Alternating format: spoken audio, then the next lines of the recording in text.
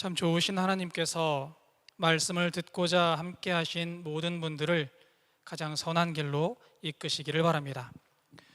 지난번까지 누가복음의 비유 이야기를 마치고 오늘부터 로마서를 함께 공부해 보고자 합니다. 로마서 하면 여러분들 제일 먼저 뭐가 떠오르시나요?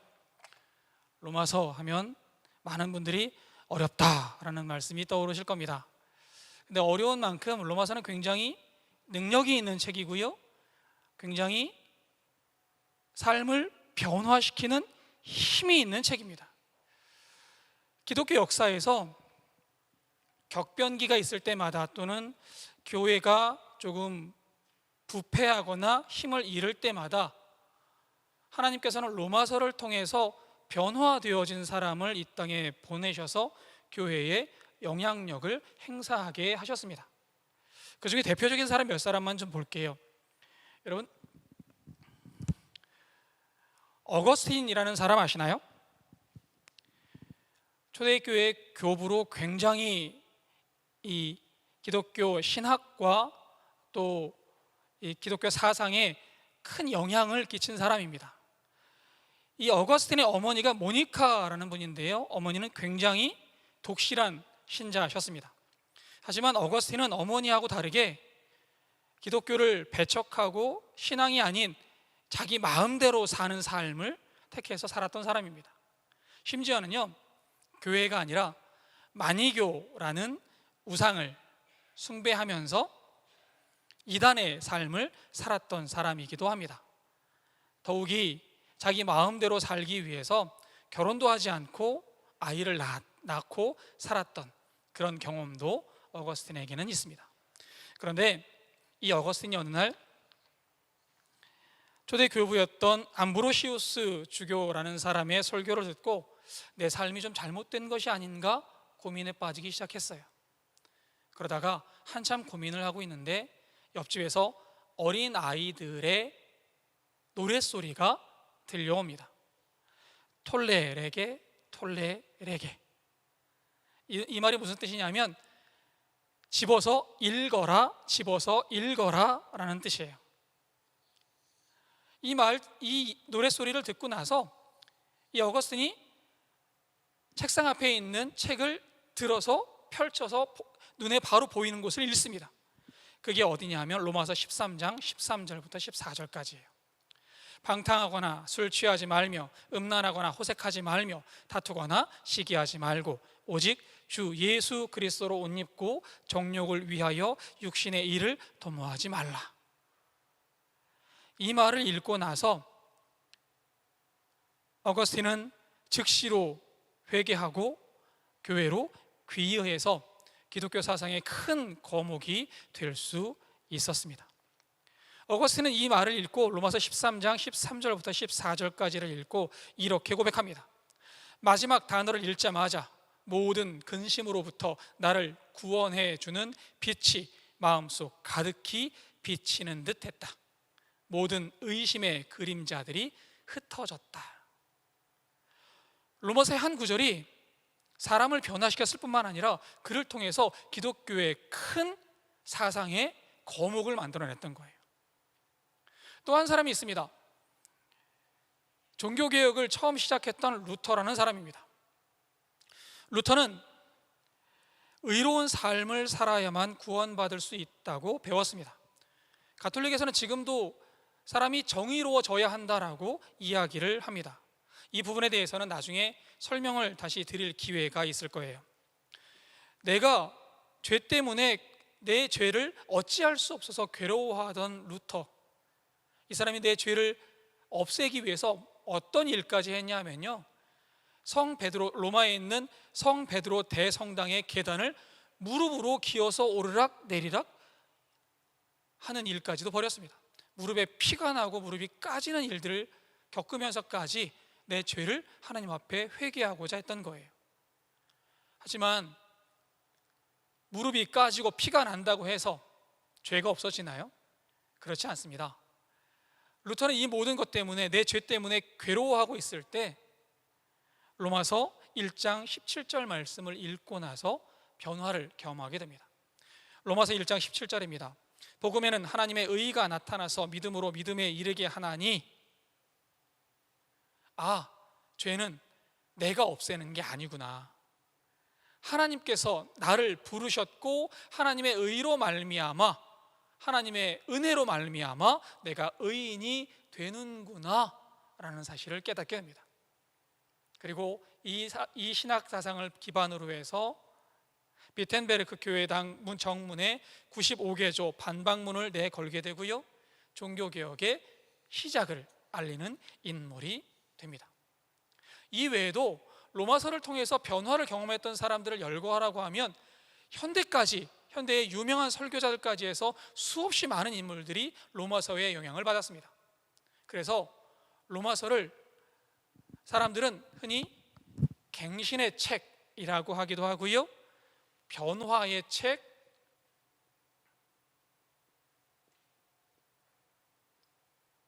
책이라고 부르기도 합니다.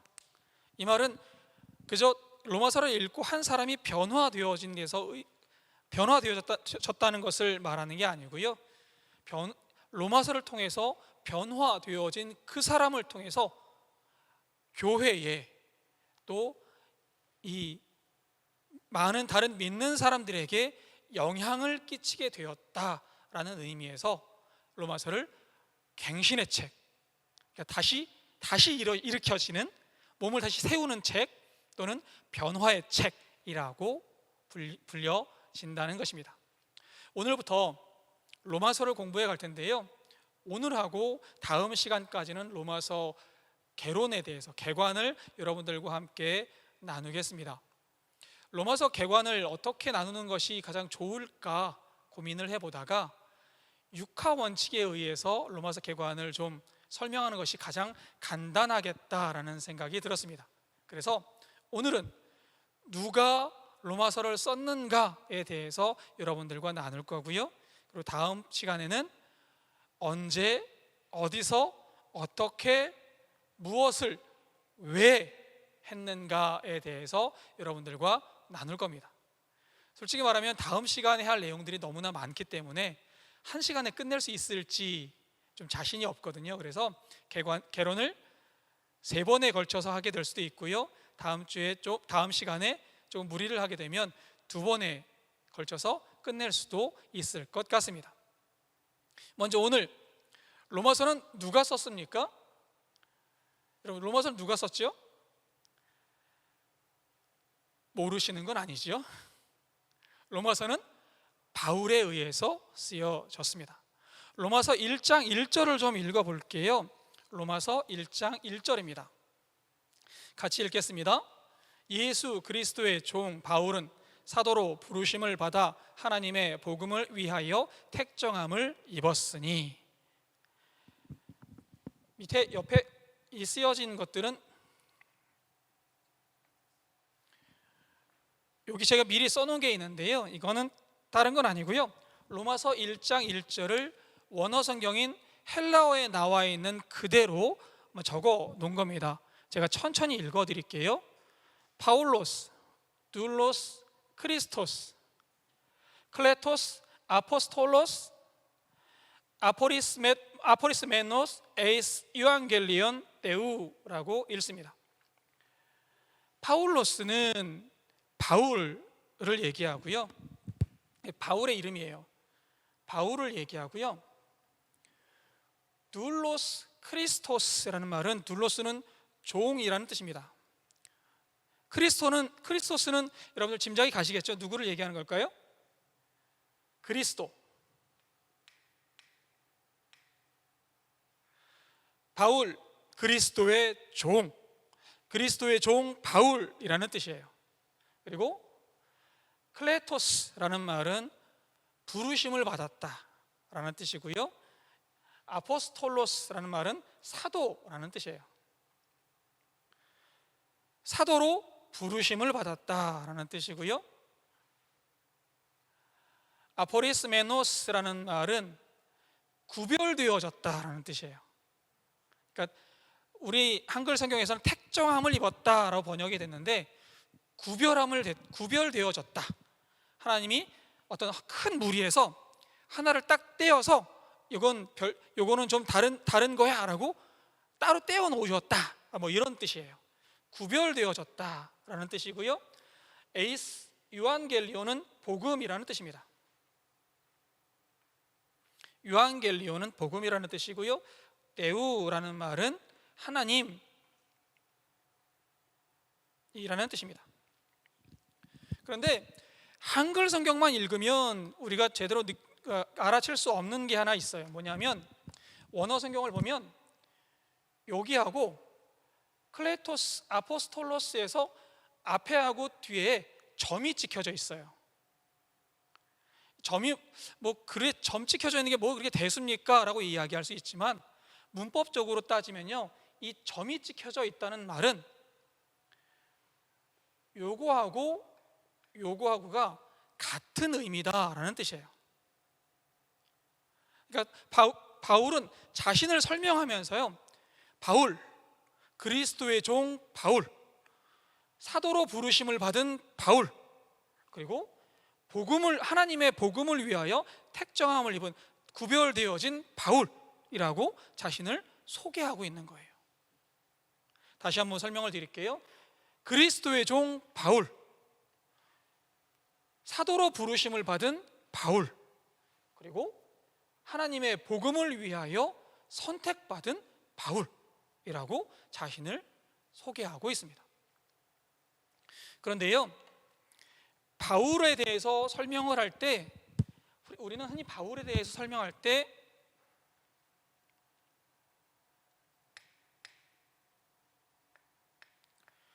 사도 바울이라고 이야기를 하잖아요.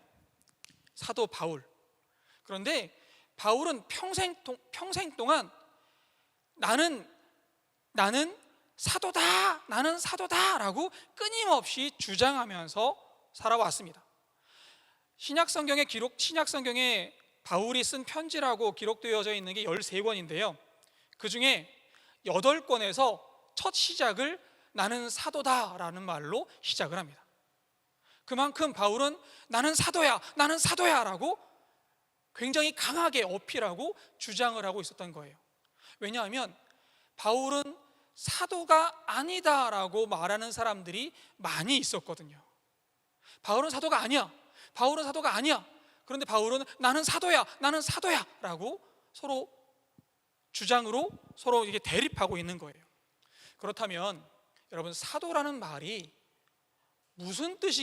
사도가 무슨 뜻이길래 바울은 나는 끊임없이 사도다라고 주장하고 어떤 사람들은 너는 사도가 아니야 라고 주장을 하고 있을까요?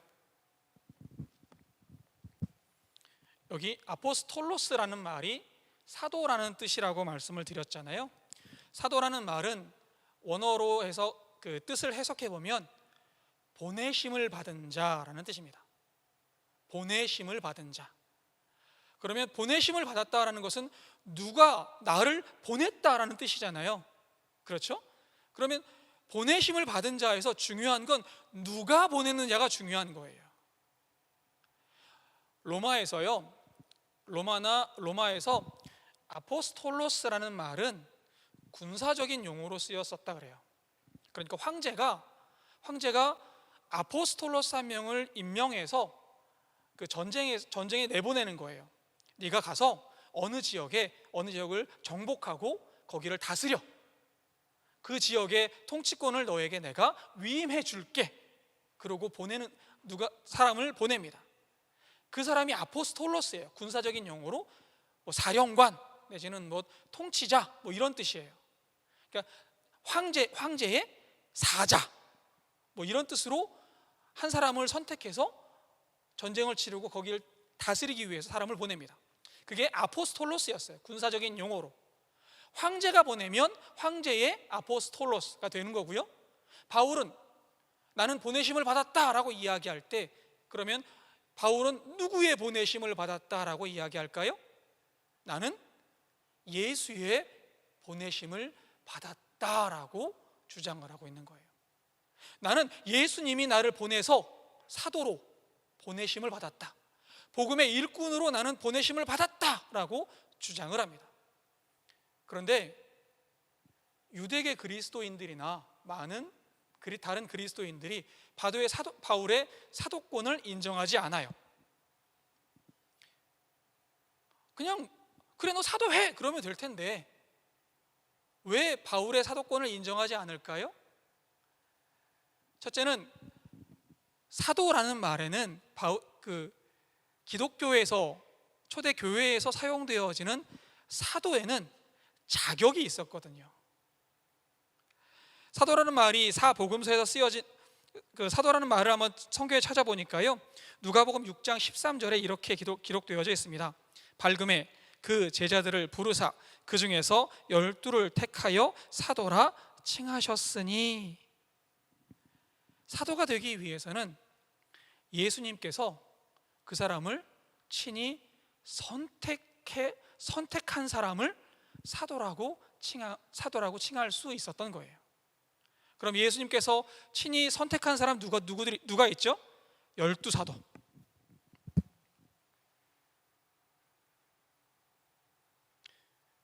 일반적으로 예수님의 12제자들을 우리들은 12사도라고 이야기를 하고, 이 사람들에게는 복음에 대한 최고 권위를 부여해 줍니다.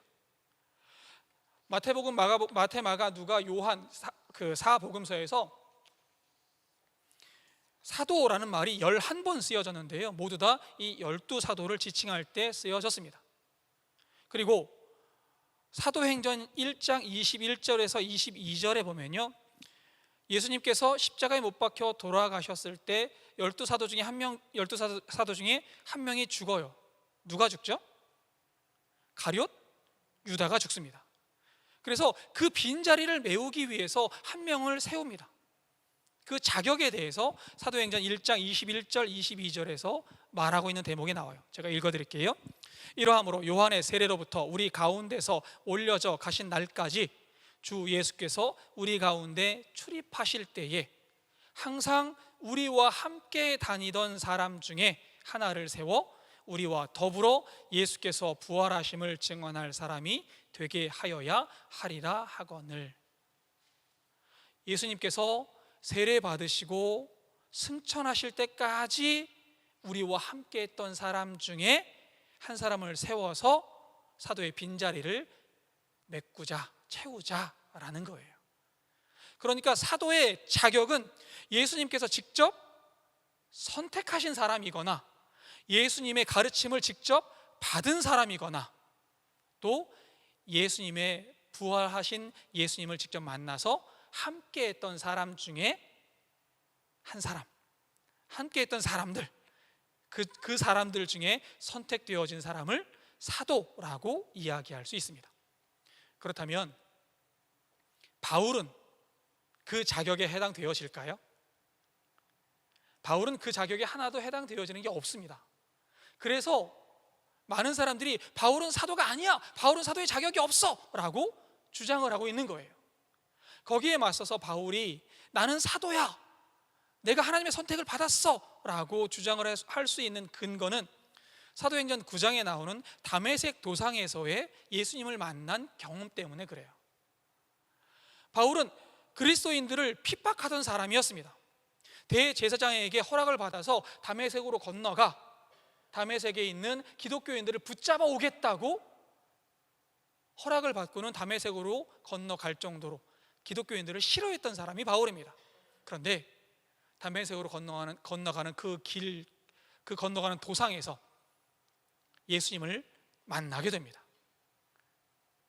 그리고는 바울이 완전히 180도 변화되어졌어요. 자신은 이제 이방인의 사도다라는 자부심을 가지고 하나님의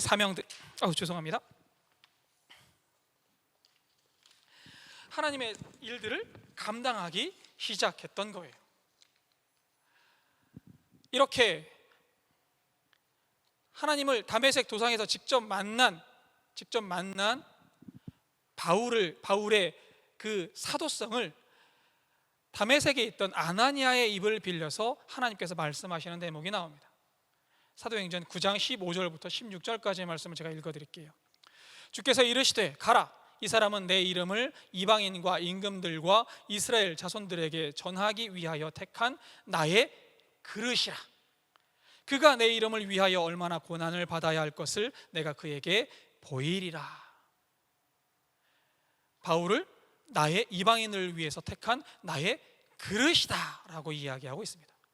그러니까 바울은 내가 다메섹 도상에서 부활하신 예수님을 만났다, 그리고 예수님께서 나를 보내서 이방인의 사도로 삼으셨다, 그러니 나는 사도다 라고 이야기하고 있는 거예요. 바울은 나는 끊임없이 죽는 순간까지 나는 사도야, 나는 그리스도의 부르심을 받은 존재야 라는 자부심을 가지고 살아왔습니다. 그 자부심 중에 하나가 표현되어진 것이 이 위에 있는 눌로스 크리스토스라는 말이에요. 눌로스라는 말은 종이라고 말씀을 드렸죠. 다른 말로 해석을 하면 노예라는 뜻이에요. 노예. 사람들이 전혀 되고 싶지 않은 그 노예, 종 맞습니다. 그런데 누구의 종이에요? 그리스도의 종. 사람들은 종이라고 하면 싫어할지 모르지만, 종이라고 하면 깔보고 업신여길지 모르지만, 나는 그리스도의 종이야. 나는 하나님께서 부르신 하나님의 종이야 라고 자신의 정체성을 판단하고 있는 거예요. 그리고 나서는요,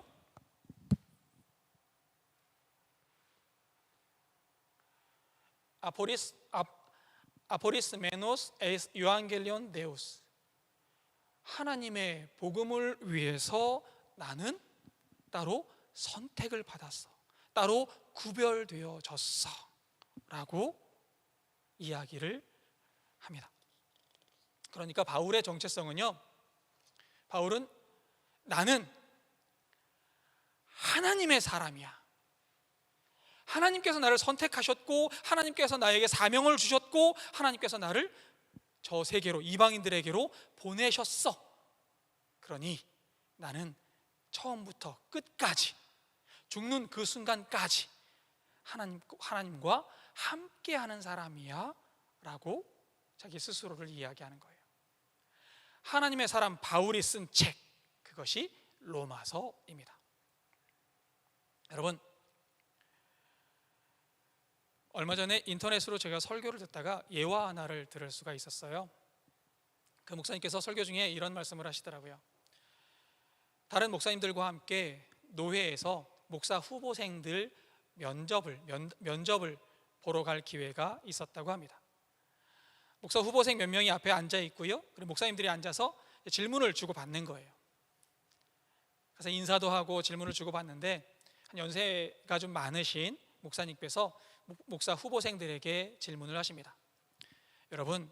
여러분들은 소명을 받으셨습니까?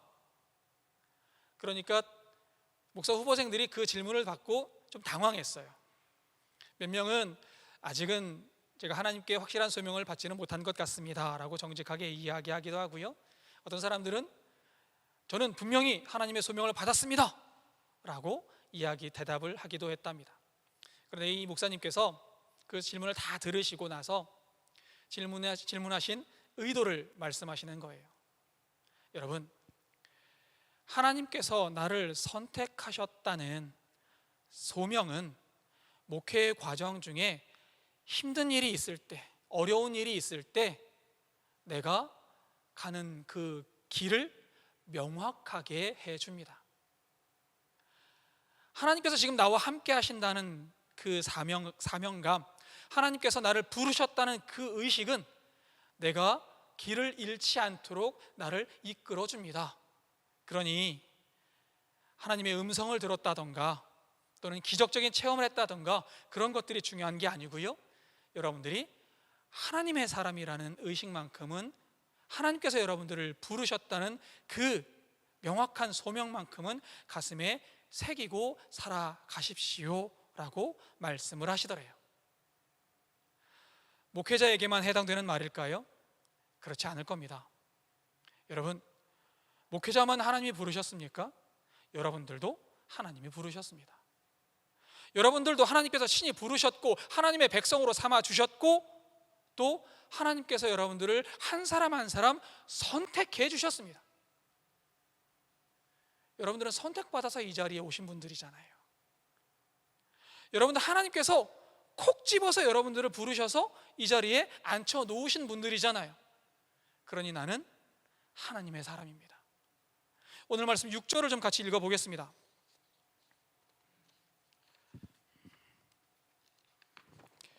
오늘 말씀 6절입니다.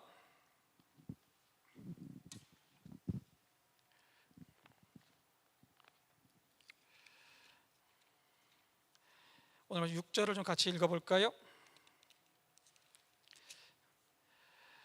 같이 읽겠습니다. 너희도 그들 중에서 예수 그리스도의 것으로 부르심을 받은 자니라. 바울뿐만 아니고요, 너희도 그리스도의 것으로 부르심을 받은 자니라. 나뿐만 아니라 너희도 그리스도의 것으로 부르심을 받았다라는 거예요. 이 자리에 앉아 계신 여러분 주님의 것으로 부르심을 받았음을 잊지 마시기 바랍니다. 여러분은 하나님께서 택정하셔서 하나님의 백성 삼아 주신 하나님의 것입니다. 그러니 이제 바울뿐만 아니고요, 나도 또 여러분도 하나님의 것으로 길을 잃지 않고 하나님의 말씀에 순종하며 주님의 뒤를 따라 살아갈 수 있는 귀한 사도들, 귀한 주님의 백성들 되시기를 이 시간 진심으로 기원합니다. 이 시간 주신 말씀 기억하면서 침묵으로 기도드리겠습니다.